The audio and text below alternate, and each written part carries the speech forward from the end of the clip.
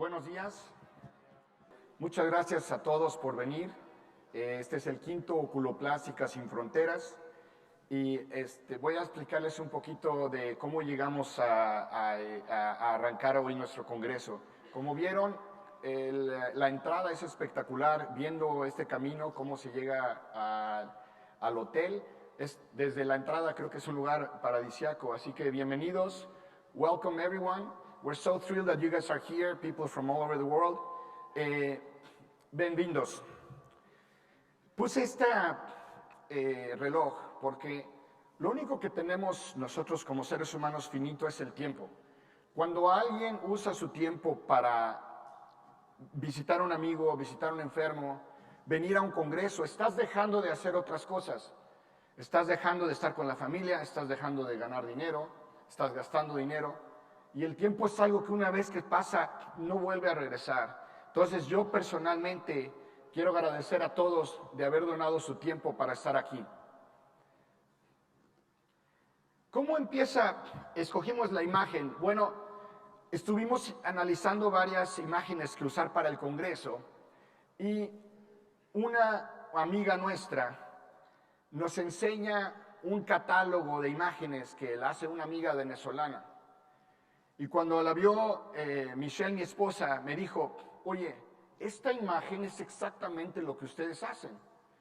Entonces tenemos la parte del levantamiento de la ceja, tenemos la parte de la blefaroplastia, tenemos la parte del levantamiento del tercio medio de la cara y ahora hasta los que hacen inyectables en los labios.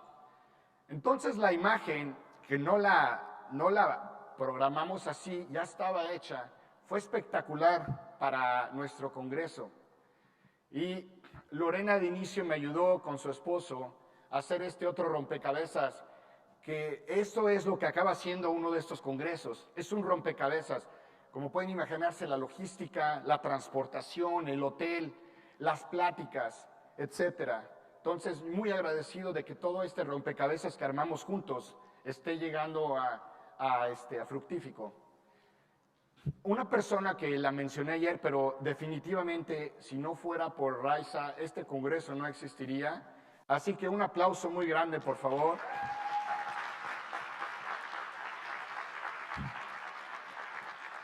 Y este es el equipo que más trabajó para que este congreso hoy estuviera aquí presente para ustedes. Y un agradecimiento muy especial a Jaime con Nitro Marketing, porque como pueden ustedes ver, la producción ha sido sensacional. Este rendition que nos mandaron antes es muy parecido a lo que tenemos, y de hecho lo que tenemos ahora está mucho mejor que lo que nos habían mandado. Y el Hotel Hilton, ayer tuvimos una junta con ellos, eran como 40 personas, estábamos todos impresionados. Esta gráfica a mí me encanta. El país que más viene aquí son mexicanos, estamos en México, pero el segundo país, el contingente segundo más grande, muy cercano a Colombia, muy cercano a otros países, a Brasil, pero fue España. Así que venir de España hay que cruzar el charco y muy agradecido a todos los españoles. Gorka, un abrazo enorme por habernos traído aquí a nuestros hermanos. Cuando hicimos la imagen, entonces quisimos hacer los gorritos quirúrgicos. Déjame ver si se puede correr el video. No sé si le puedas dar al video play para que se oiga.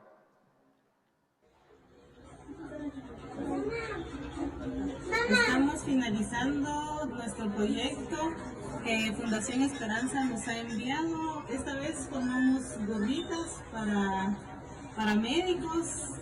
Pues la verdad es una gran alegría poder trabajar con Fundación Esperanza, porque nos hace sentir capaces de poder lograr grandes metas. Muchas gracias por el trabajo que nos mandan, les agradecemos de todo corazón. Así que con los gorritos además les dimos trabajo a muchísima gente en Guatemala al mandarlos a hacer con la organización de mi esposa. Un agradecimiento de nuevo a todos los que están aquí y sobre todo a ustedes por haber venido a participar. Quisiera darle el micrófono un minuto a Julián porque quiero que les hable un poquito de la aplicación WOBA, a los que todavía no lo tienen. De nuevo, bienvenidos. Muchas gracias. Thank you very much for coming. Welcome to Cancún.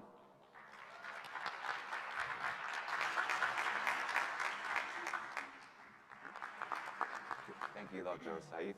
Nuestra próxima conferencista es nuestra querida doctora Cristina Hidalgo, pasada presidente de Sopanop, quien nos va a hablar sobre megalobléfaro congénito. Muchas gracias, gracias Virgilio, gracias Jaime por la invitación.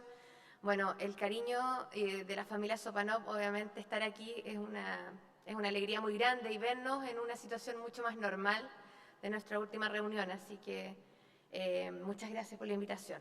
Le quise colocar este título para hablar de algo que me parece que es interesante, cambiar el concepto de lo que yo ya les había mostrado el 2017, y es hablar de ectropion congénito, pero en un contexto de verlo ya en la fisiopatología y en la anatomía, que creo que es tremendamente interesante hacer un cambio en la idea para el manejo de estos niños. Sabemos que es una patología rara, que la etiología todavía no es conocida, y que frecuentemente está asociado a niños con síndrome de Down. De hecho, yo tenía hasta el momento, todos mis casos eran pacientes con síndrome de Down, y recientemente tuve un chico que es absolutamente normal, sin antecedentes tampoco de otra patología que se describe muy comúnmente, que era la ictiosis. Pero aparecía aquí otro grupo que tenía que ver con recién nacidos, principalmente afroamericanos, que podían ser más propensos a la aparición de este ectropion congénito. Esto ya se los mostré el 2017, esta fue una foto que sacamos en el Cancún del 2017, y la verdad es que me gusta mucho, y ahí también aparece una amiga que ya no nos acompaña, que es Anita Heinerreich, que siempre la muestro por lo mismo. Y en ese momento la clasificación que se discutía por mucho tiempo desde la descripción de esto, era la clasificación que hablaba de 4 grados, hecha al principio de 1900, donde hablaba de un grado 1, que podía ser en presencia de chicos que había una ausencia de tarso, pero eso se demostró ser muy teórico. No hay casos publicados en literatura que realmente haya una ausencia total de la placa tarsal. Después tenemos el grado 2, que es el ectropion o aversión congénita del párpado. Después el grado 3, el ectropion propiamente tal, que todos conocemos como ectropion congénito. Y el grado 4, que es asociado a otras patologías, principalmente patologías orbitarias, donde hay una microoftalmia, un quiste orbitario, que implicaba la posibilidad de ectropionizar el párpado inferior.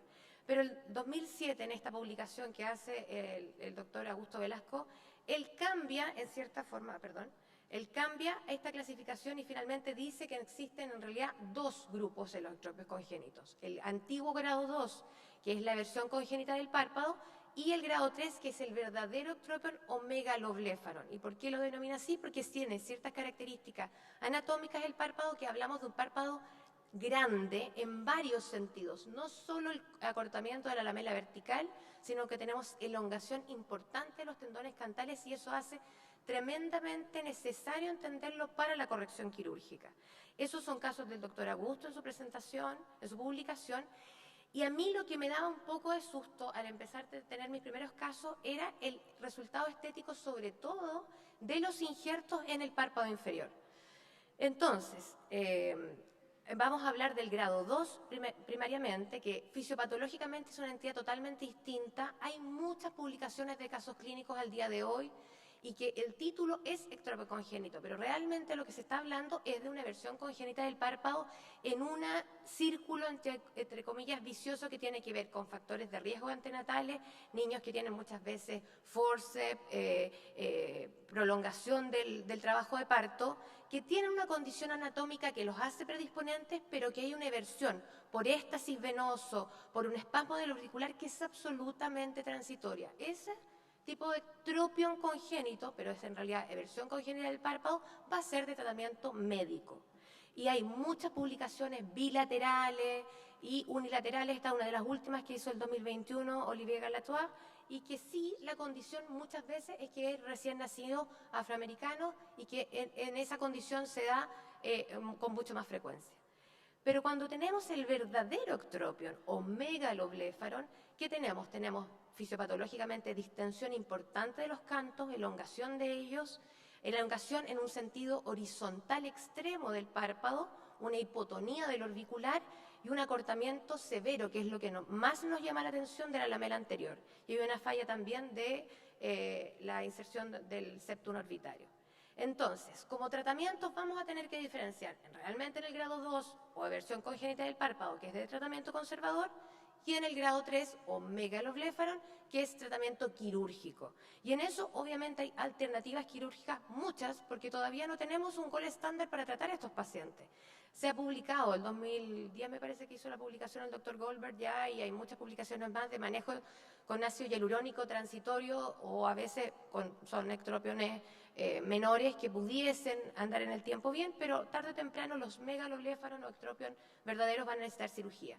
Entonces, aquí vuelvo a mostrar el trabajo que hizo el doctor José Luis Tobilla Pomar con su grupo, y es que ellos ya tenían una revisión de 3 casos también en ese momento, donde se hablaban de todas las técnicas quirúrgicas. Esto es un trabajo del 2017, y en ese momento cuando yo presenté, era lo que yo estaba haciendo, tarsorrafia, había muchos pacientes que habían sido derivados por la colega que los trataba antes, que es la doctora Koch, ya con tarsorrafias, pero había una cosa que estética que no me gustaba, y que en general yo fui a las posibilidades más que de tarsorrafia, a los injertos de piel de espesor total, pero que había este componente horizontal que era evidente y un acortamiento de los tendones.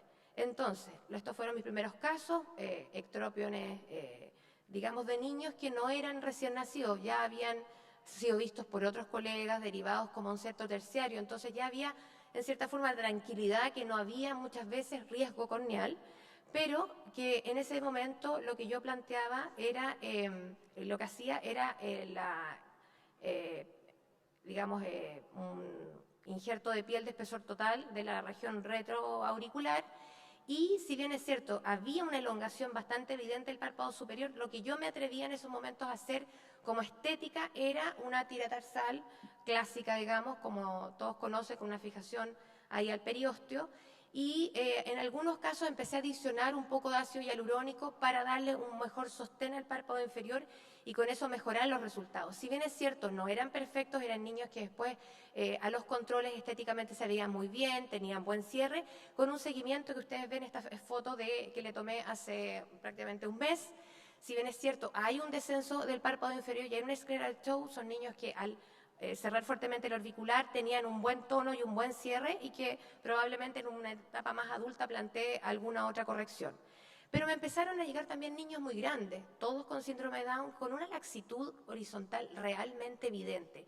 Y ahí yo empecé a pensar en que aquí, en estos casos, podríamos asociar a otra cosa más. Y lo que estoy haciendo actualmente es a todos los pacientes, y este es el primer caso de un niño no síndrome de Down, si ustedes se fijan, es una condición bien severa, y fíjense en la madre, tiene la misma condición, pero de una penetrancia un poco menor. Entonces les estoy haciendo una resección de 8 milímetros de espesor total pentagonal, con lo cual me aseguro de un acortamiento importante de la lamela, digamos, del párpado en el sentido horizontal, y obviamente agrego un injerto de piel retroauricular con una tira tarsal. En este caso, por ejemplo, van a ver las fotos después, yo ya había hecho en la primera cirugía, hice los 2 párpados inferiores, y solo por dada la condición del niño y el postoperatorio, primero hice un lado y a las 3 semanas hice el segundo. Entonces trato de hacer el injerto de piel lo más amplio posible, sacar el tejido subcutáneo para que no sea muy grueso, y lo suturo, y bueno, he buscado rehacer pliegue, he hecho el injerto un poco más bajo, pero la idea es darle estéticamente un resultado lo más adecuado a estos niños, que ya es bastante complejo enfrentarlos a todo esto, y a las familias sobre todo. Se ve feo el injerto al principio, pero se fijan, el párpado inferior ya tiene una buena posición, está bien el párpado pegado y aposicionado sobre el globo, logra un buen cierre.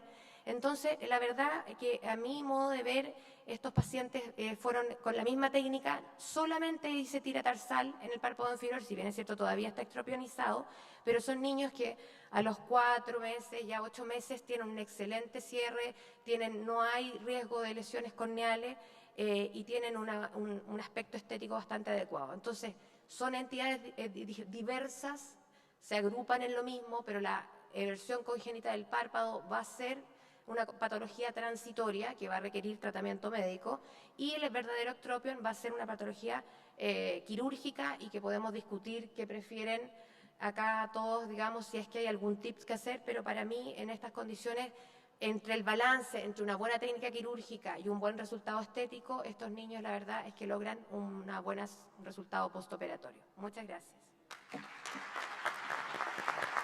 Gracias, doctora Cristina Hidalgo. A continuación, el doctor Francisco Montoya de Colombia hablará sobre conjuntivo mulerectomía sin suturas utilizando un nuevo marcador y una pinza especial. Bueno, muchas gracias al Comité Científico por permitirme compartir esto con ustedes. Antes de empezar a dar esta plática, debo aclarar que los dispositivos médicos que voy a presentar en esta conversación están en proceso de licenciamiento a un fabricante de instrumental quirúrgico y probablemente van a salir al mercado el próximo mes.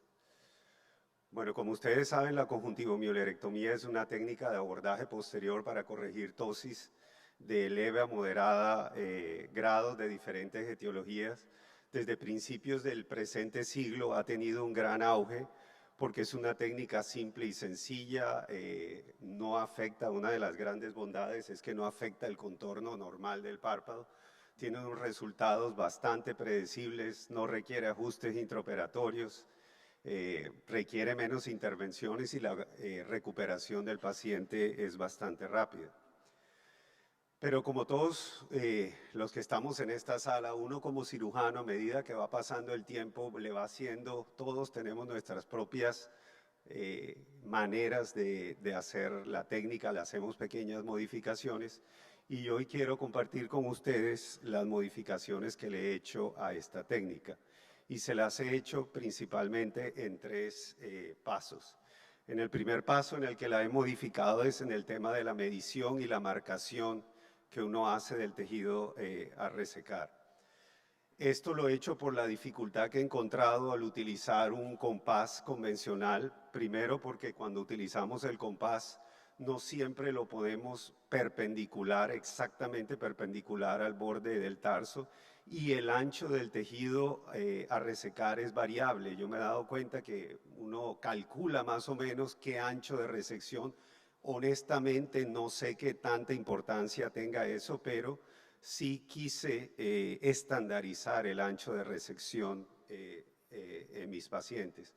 Y para eso diseñé un marcador que tiene dos juegos paralelos de 3 marcadores, uno central y 2 laterales. La distancia es constante entre los marcadores y la separación es ajustable. Tiene una regla milimétrica en la cual uno calibra la cantidad de tejido que va a marcar. Se colocan las marcas estáticas sobre el borde superior del tarso y puede uno utilizar un electrocauterio o tinta para hacer las marcas a resecar. Entonces aquí podemos ver en el video, ¿me corren el video por favor?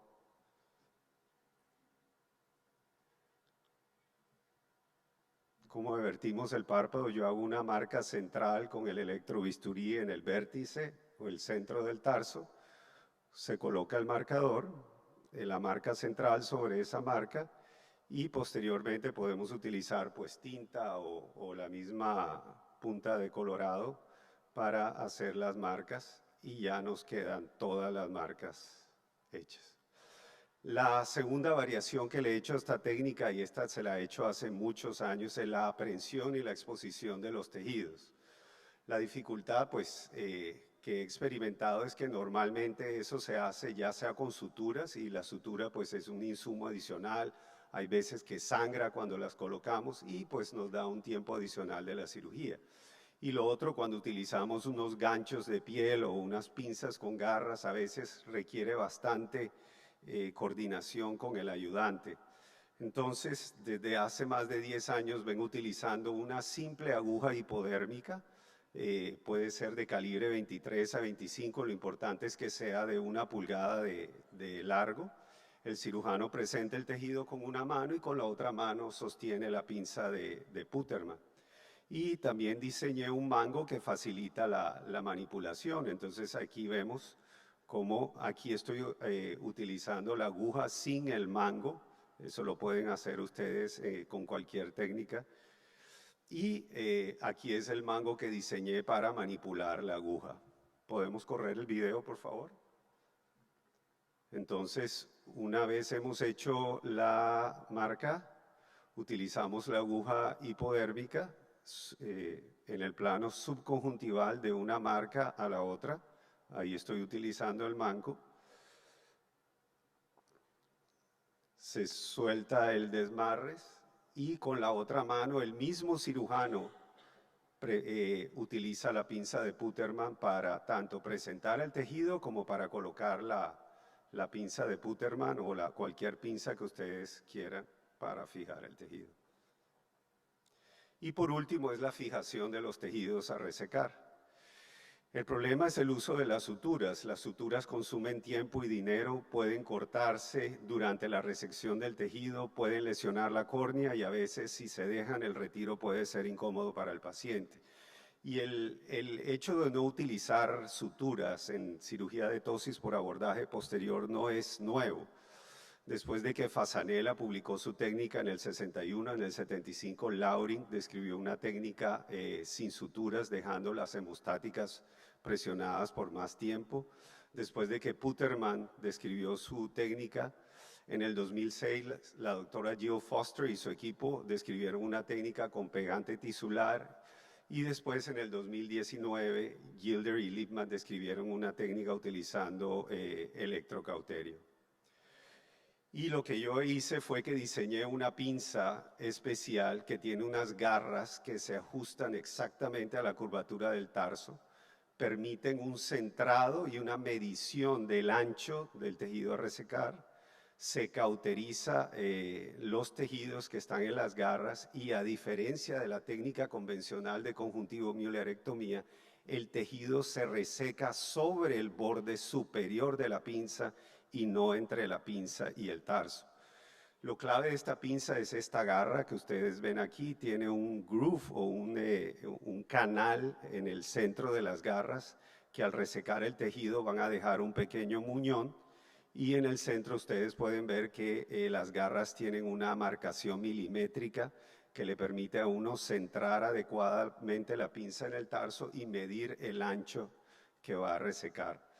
Como esta pinza mide 2 milímetros de alto, hay que compensar para el nomograma. Entonces, si uno va a hacer una resección clásica de 8 milímetros, la marcación normalmente uno la hace a 4 milímetros, aquí hay que sumarle 2 milímetros para compensar ese ancho de la garra, por lo tanto la marcación se hace a 6 y así sucesivamente con el nomograma que ustedes tengan. También esta pinza se puede conectar al electrobisturí y me corren el video, aquí les voy a hacer un resumen de toda la técnica, el video por favor. Entonces empezamos la técnica marcando la cantidad a resecar. Podemos infiltrar o no infiltrar anestésico en la conjuntiva. Hacemos la marcación del vértice del tarso. Vamos a colocar el marcador y vamos a hacer las marcas.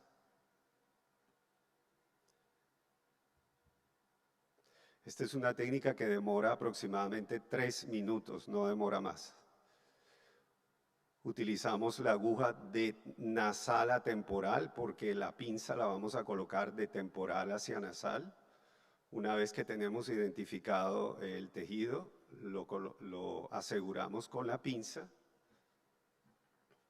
Vamos a aplicar cauterio, ya sea monopolar, conectándola al equipo de electrobisturí o bipolar.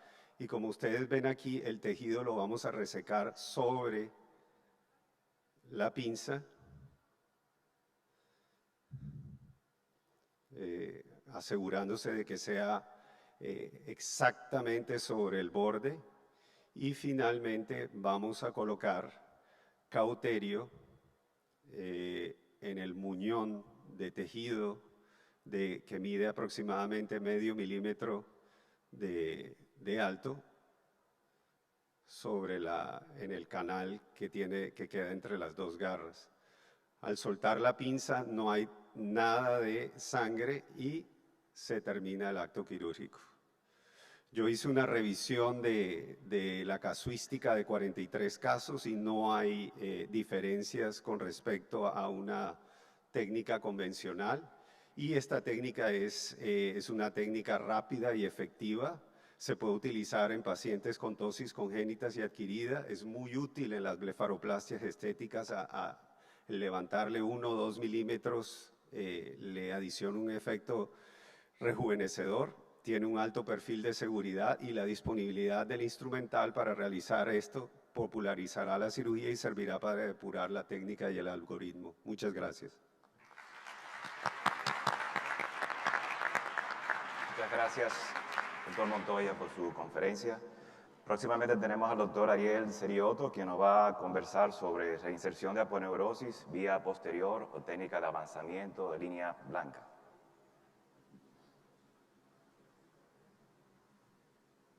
Gracias Virgilio, gracias Jaime, gracias Jorge y Raiza y Sharon que han hecho un trabajo, ¿cómo? Sí, donde quieras. Que han hecho un trabajo increíble. Perdón por los problemas técnicos, pero no salían los videos.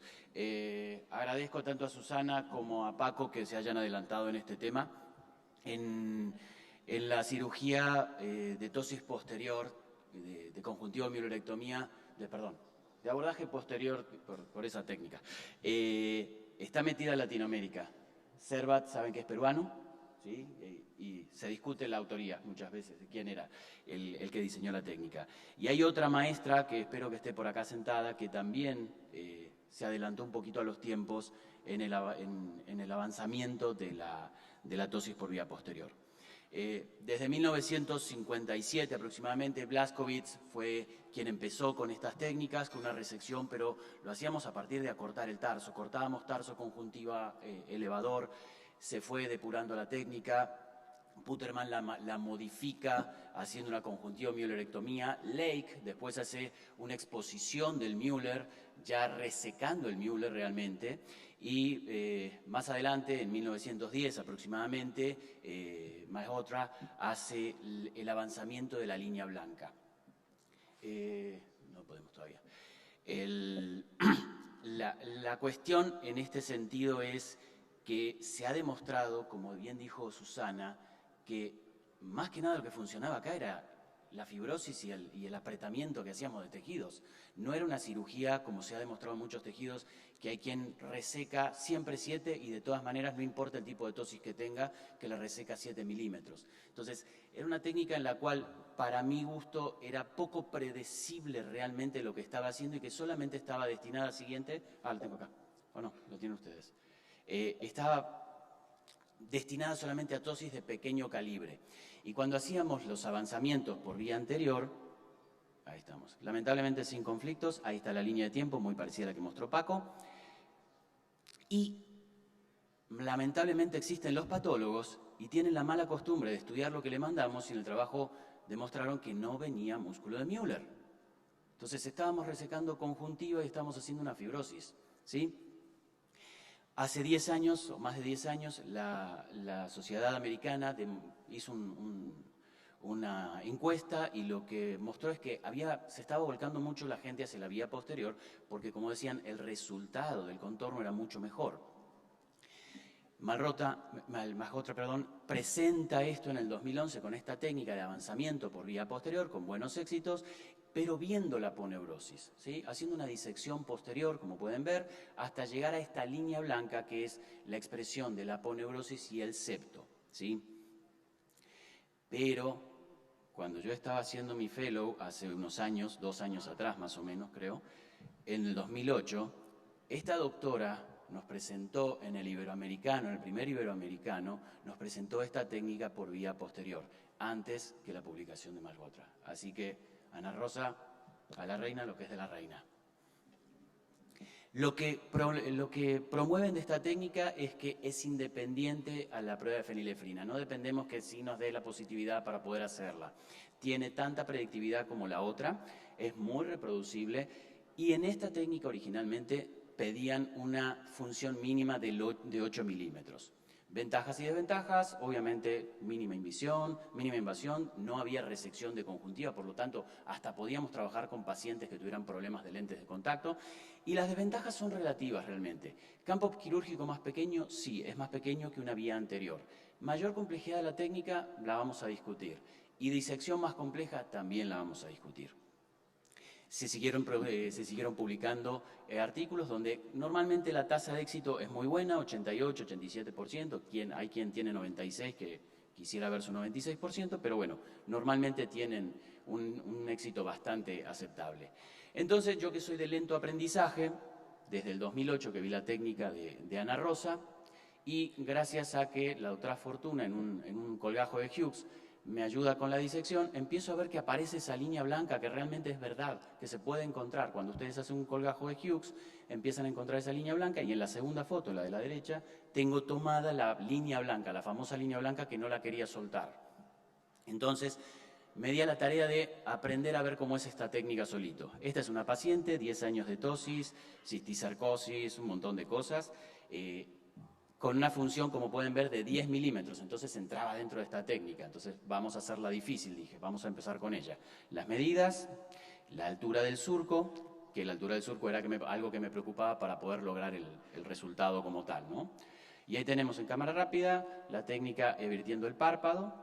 Llegamos a la conjuntiva, por encima inmediatamente, 1 milímetro por encima del borde tarsal superior, hacemos la disección, electrobisturí les recomiendo, hacemos la disección conjuntiva y Müller en mano izquierda y que nos vaya quedando. Seguimos la disección, todavía con el desmarre expuesto. Una vez que llegamos a unos 1 centímetro, centímetro y medio prácticamente, sacamos ese desmarres para que sea menor la tracción y empezamos con la herramienta tecnológica de algodón a encontrar la verdadera línea blanca, que es la expresión, como les decía, de la aponeurosis y el septo. Una vez encontrada, hacemos la sutura de manera habitual, un punto en el tarso, en este caso estoy usando sutura doble armada, la inserto en tarso, después en conjuntiva. Como mi hospital es pobre, no puede usar 2 suturas iguales, entonces en el segundo punto entro por conjuntiva, tarso, conjuntiva, ¿sí? Ese es el primer punto, damos vuelta y empezamos a ver que ya hasta se forma el pliegue. O sea, tiene una muy buena predictibilidad, pero además un contorno muy adecuado. Segundo punto, como les decía, ya sin sutura doble armada, lo suturo y tenemos una buena función. Pero vamos a parar al paciente y hasta hipercorrige, que es algo esperable y que no me molestó como tal. Estos son algunos de los resultados. Fueron algunos pacientes que fuimos haciendo. La tercera paciente de abajo es una tosis congénita que tenía función de 7 y jaló igual, funcionó igual de todas maneras. Diferentes pacientes, orbitopatía distiroidea, buftalmos por glaucoma y los pacientes que no nos fue tan bien. Y entonces, ¿ahora qué hago? ¿Para qué? Como dijo el doctor Stuart Safe, ya gasté mi primera y buena mano y ahora que la voy a reintervenir por posterior si ya la arruiné. Entonces, algunos pacientes, como la segunda, me fui por anterior y en la tercera dije, no, vamos a ver si podemos hacer algo por atrás otra vez. Y nos encontramos, el video no corre. A ver, le pueden poner, bueno, ahí está. Cámara rápida, la fibrosis no es terrible, hacemos la misma incisión, el mismo abordaje, otra vez herramienta tecnológica, y encontramos la línea blanca nuevamente. Y otra vez pudimos hacer la misma cirugía, obviamente con el cuidado de la cirugía anterior. Es una cirugía que realmente es bastante fácil de hacer la disección, no es tan complicada como sí la complicación que para mí siempre fue la predictibilidad de la cirugía de conjuntivo mielorectomía. Y acá tenemos 2 meses post-intervención, el resultado de una reintervención por vía posterior. En la experiencia que hemos tenido, tenemos una experiencia de 17 pacientes, nos agarró la pandemia en el medio, y el resultado hasta ahora, como ha ido variando también la técnica y la efectividad de la cantidad de puntos que he puesto, no llega a ser ese 88%, pero sí el efecto en tosis con buena función del elevador realmente es muy buena, es muy buen resultado como tal. Acá bien hacen las comparaciones como discusión del resultado nuestro, en el cual depende hacen la comparación entre anterior y posterior y realmente nos acercamos bastante a este resultado que han tenido esta gente que para mí fue un poquito más realista en sus resultados. Y si lo que tienen es que hablan de que si voy a hacer una vía anterior, ¿para qué me voy a mantener a hacer la vía posterior? Entre otras cosas porque el contorno es mucho más adecuado. Entonces, no es sinónimo de conjuntiva müellerectomía. Dejo el Müller, dejo la conjuntiva, solamente avanzo la aponeurosis. En las tosis unilaterales en gente joven es ideal porque realmente pasa muchas veces que una persona joven que tiene poca piel para resecar nos da mucha reserva el resultado que podemos tener. Obviamente que si tengo que hacer una resección muy grande, la vía de abordaje para exponer toda la aponeurosis, tanto anterior como por vía posterior, va a ser difícil. Y lo que tenemos es que podemos hacer una cirugía que desde el punto de vista de inflamación va a ser mucho menor que hacer una vía anterior donde la cual voy a abrir la piel, voy a abrir el músculo, voy a abrir el septo, voy a mover la grasa, que después eso se va a traducir en una menor predictibilidad en el momento transquirúrgico. Y como tal, es una opción más. No quiere decir que esto reemplaza la anterior. No tomemos blancos o negros como estamos tomando en mucha parte de nuestra sociedad. Tomémoslo como una opción más y como una parte más de las herramientas que podemos tener para trabajar. Muchas gracias. Gracias, doctor Seriotto. A continuación, el doctor Dilip Thomas de Georgia University nos va a hablar de perspectivas en tosis de ceja, una medida objetiva nueva de la conjunto tosis de ceja dermatochalasis y el papel de la proyección supraorbitaria. Bienvenido. Gracias. Y bienvenidos a todos. Y estoy feliz para regresar al Congreso y para estar contigo. Soy Dilip Thomas de Estados Unidos. Estoy profesor al Colegio Médico de Augusta en Georgia. Y es mi segunda vez al Congreso. La primera vez es en Punta Cana. Y la conferencia fue muy divertida y las gentes y las doctoras fue muy simpática. Pero no voy a continuar a hablar en español porque no quiero molestar tus oídos y Jorge no va a estar contento conmigo porque mi lectura es muy larga. So I'm going to speak to you a little bit about some things that I think we all kind of gauge intuitively when we look at patients, but maybe not so much put into words, and I found these things, helpful for my practice. I practice in Augusta, Georgia at the Augusta University Medical Center. We're on the Georgia-South Carolina line. Very nice outdoor area, but what the world knows us for is the Masters, which was there a couple weeks ago, and the world comes down to Augusta, and that's what we're known for more than our medical school. So this was my first time at the Congress in Punta Cana, but my biggest memory was of the party afterwards at night, which was a fond memory. So the 2 points I wanted to bring out are my observations and things I've done now through 20 years of practice. First thing I want to talk about is a measurement that I do that I don't think is standardly done, but I've done for many years because I wanted an objective number to assess the amount of excess eyelid skin, and I term it LCB, or lid crease of brow. The second concept is something that I think we all look at and assess in our heads, but maybe don't really appreciate objectively on the exam. So this is when we were still on paper records back years ago, this was my standard kind of evaluation. I do neuro-ophthalmology as well, so some of this pertains to that, but the highlighted area is the measurement I wanted to highlight. So it's done pretty standardly. You measure lid crease and instead, as you normally do. From there, you measure with the brow held upwards and no redundant pleats of skin, and I measure from the crease to the lowest brow hairs, and I term that LCB. So this is kind of the normal range I've come across over the years. Somebody who's presenting with significant dermatocalasis, may range from anywhere from 13 to over 30 millimeters of skin, and you can grade them, and it would kind of generally put these categories together of low, medium, and high or excessive amounts of upper eyelid skin. And for me, it quantitates it. And I know a lot of people and a lot of surgeons measure this intraoperatively or preoperatively when they do their markings. But for me, it also is useful when I'm assessing the patient and deciding what to do. So what's a clinical utility? It's quantitative rather than qualitative. And then, though we're all experienced surgeons, especially for the less experienced blepharoplasty surgeon, it might give them more information and more confidence in what the correct procedure is to do. And in my personal experience, occasionally, having done this for many years, I'm expecting to do a blepharoplasty and I take my measurement and it turns out surprisingly low, and I then go re-look at the patient and say, maybe I need to really work on their brow, and this isn't all lid skin, and every once in a while you'll have a surprise. And post-operatively, when I'm marking for a blepharoplasty, my goal is to, make that LCB about 12 millimeters from the new crease to the brow, and that varies a little bit depending on what their pre-existing crease height is. If they have a higher crease, lower crease. If they have exophthalmos, I tend to leave a little bit more because I think they're a higher risk of lag ophthalmos.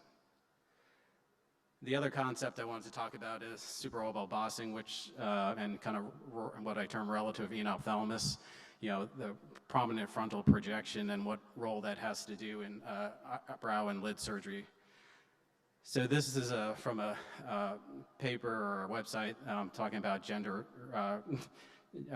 transgender conversion surgery, and there's a kind of showing the difference in the supraorbital ridge in male and female patients where there's a more prominent ridge in the male patients and a flatter, more vertical contour in female patients. So this is also from that same website talking about feminizing or unmasculinizing the brow. So you can do bony contouring, bony surgery.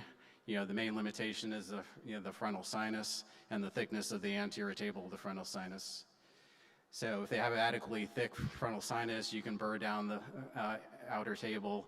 However, if their frontal sinus has a thin anterior wall, you actually have to reconstruct and resect part of the frontal sinus to achieve that same result. Here's a paper that I found in one of the craniofacial journals talking about frontal sinus recontouring, reconstruction, along with coronal brow lifting on a patient with a difficult brow. So most of us are not going to get that involved with doing bony contouring, but does this concept still have a role in our assessment of the brow patient? So when I look at these two patients, the considerations are you going to approach them the same way, and are you going to do a brow lift in one patient versus not in the other, and your method may change as well. So here's a case example. A guy came to me for ptosis evaluation. Obviously, we can look at the picture and say his brows are low, and he's got significant lateral hooding. And we're used to looking at patients in a frontal coronal view. But if you then you tilt the patient back, as we do when we're looking for proptosis or enophthalmos, the frontal bossing becomes more apparent. And so, this I think is important for me, at least in assessing patients. So, in my mind, this is how I conceive it. Bob Goldberg and others described the concept of the negative midface vector and a negative vector to the midface. For me, the brow with frontal bossing creates a little bit of a negative vector for the brow. So somebody's relatively, exophthalmos versus somebody who's got prominent frontal bossing, the globe is sitting behind the orbital rim versus at or in front of the orbital rim, and that makes a difference, I think, in what you choose to do as a procedure. So this is a schematic that I had a medical illustration student put together for me with one of my residents, but this is how I conceptualize it. Somebody on the left with a relatively normally set eye, or in this case it's a Graves patient who has proptosis. The eye in the corneal plane is going to sit at or in front of the frontal bone, versus the patient with retinal frontal bossing where the eye is sitting behind. There's quite a distance behind the orbital rim. And so what happens in this scenario, it's like the gentleman sitting behind the curtain. If you're trying to lift that curtain up, it's much more difficult and for the gentleman in the back row behind the curtain versus the woman sitting up front. The other thing is, in that picture on the left is from that article I showed where they contour the frontal bone. But if the eye's now more anteriorly situated, when the lid drops and the brow drops, it's going to be more on a vertical and maybe slightly posterior plane. Or if you have a significant frontal bossing, the brow is going to have to curve posteriorly and inferiorly, and the brow becomes much more significant a role. Here's another patient of mine who I just saw like a couple of days ago and said, I'm doing a talk in Cancun, can I take some pictures of you? So this shows on the bottom significantly how the brow curls around and posteriorly around the rim. And I think the bottom line is that, in these patients, they're going to need brow lifting a lot more often than the patient with a more normal or exophthalmic eye. So, putting it all together, how do these things help me? These are, again, general guidelines. They're not meant to be cookie cutter or approach to every patient, but they're kind of clinically useful to think of. So somebody who's coming in and has significant dermatocalasis, and I measure their LCB and it's low, and low meaning 13 to 18 millimeters, they're almost always going to have some degree of frontal bossing, and if they're going to need brow lift for sure. Some people come in with dermatocalasis, and the blepharoplasty for me in that case is not to really take out skin, but it's to reform the crease and possibly raise the crease to improve the upper lid fold so that it doesn't hang over the lashes. So there's very little skin excision. Sorry. There's very little skin excision, and it's mostly crease fixation. The intermediate range, this is where judgment becomes more in the role. So I find it most helpful in the low group. You may do brow or blepharoplasty, and then in the higher group, they're definitely going to need a blepharoplasty, may need a brow. So the low group, I think, is the most useful when the number comes up low, and those patients are almost all going to need a brow lift. Here's a couple of patients as an example, and then we'll wrap it up. This is a patient of mine, and these are my numbers from my chart. So if you look at his LCB, it's kind of that low to middle range. He's partially improved with lifting the brow, so he's going to lead a levator, and if you look at him from the axial plane, he's got pretty significant frontal bossing. So what's the plan? He's got a low LCB, so pushes you towards brow lift. He's also got a low brow clinically and very pronounced supraorbital bossing, which adds several factors to the fact that he needs a brow lift. I know I'm going to take about 8 millimeters of skin to bring my LCB down to 12, and then he's going to need a levator advancement because he's got incomplete resolution.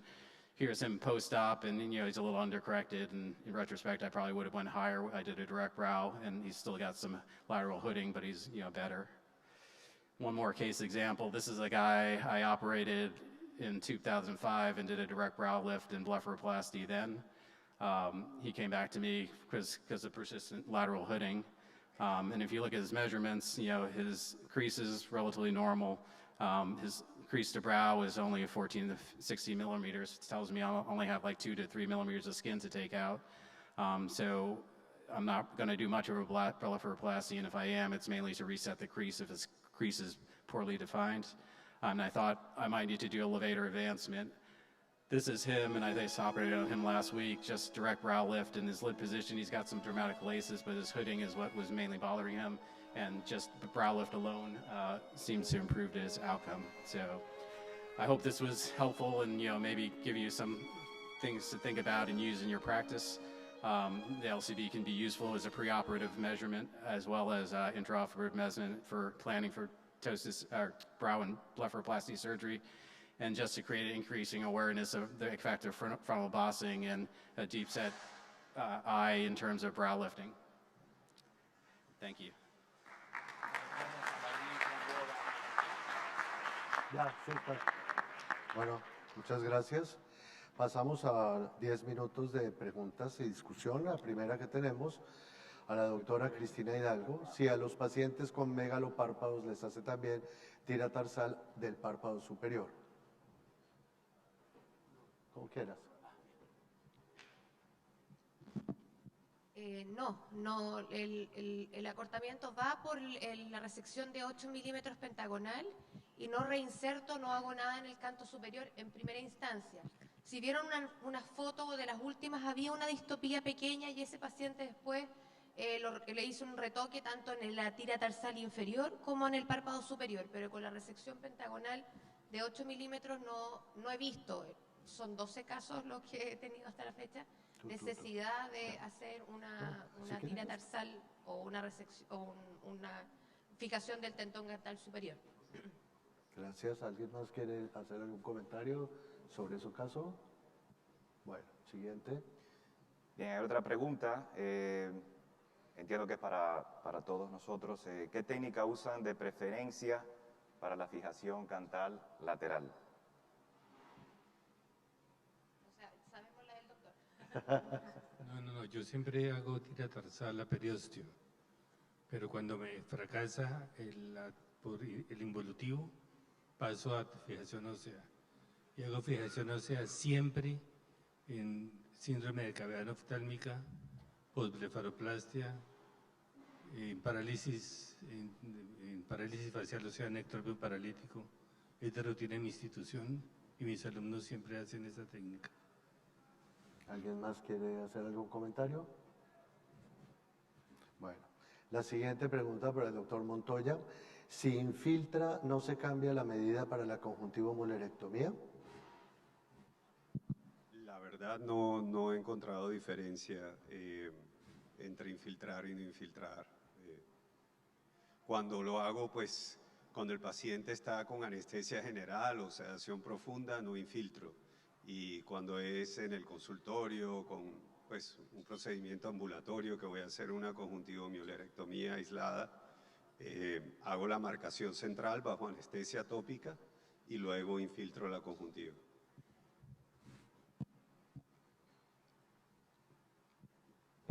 Próxima pregunta al doctor Seriotto. Si utiliza sutura absorbible 6 ceros en la técnica descrita.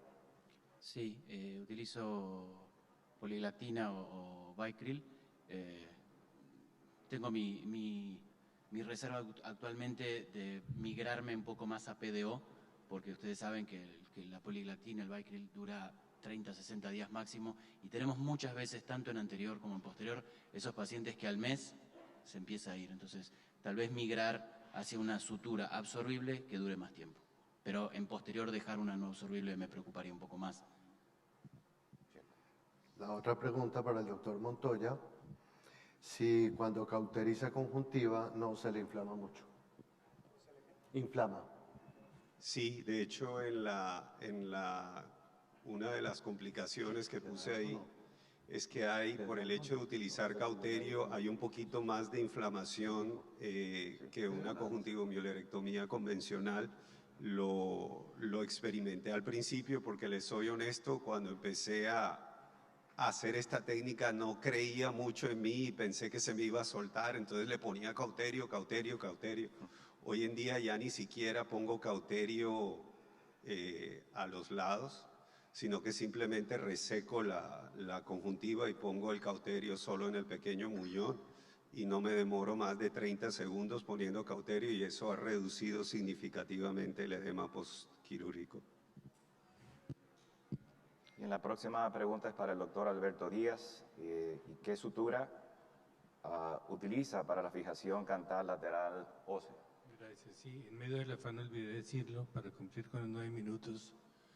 Nylon 4 o 5 ceros para la fijación a hueso. Nylon, no absorbible. Gracias. Estas técnicas de ayuda con el párpado, retracción o ectropio de los párpados inferiores. La idea de fijar el párpado al hueso con hilo o sutura por un hueco es una buena idea, pero es importante de recordar que que la posición del párpado inferior es dependiente solo en el fuerte de tejido, no de sutura ni de hilo, es de tejido. Y estas técnicas van a funcionar bien por un rato, pero la gravedad todo el tiempo va a ganar. Y necesitamos pensar en qué es el mecanismo que está bajando el párpado. Si es parálisis, es cicatrización, estas cosas normalmente no van a pasar y con tiempo el párpado va a bajar con cualquier técnica que uso.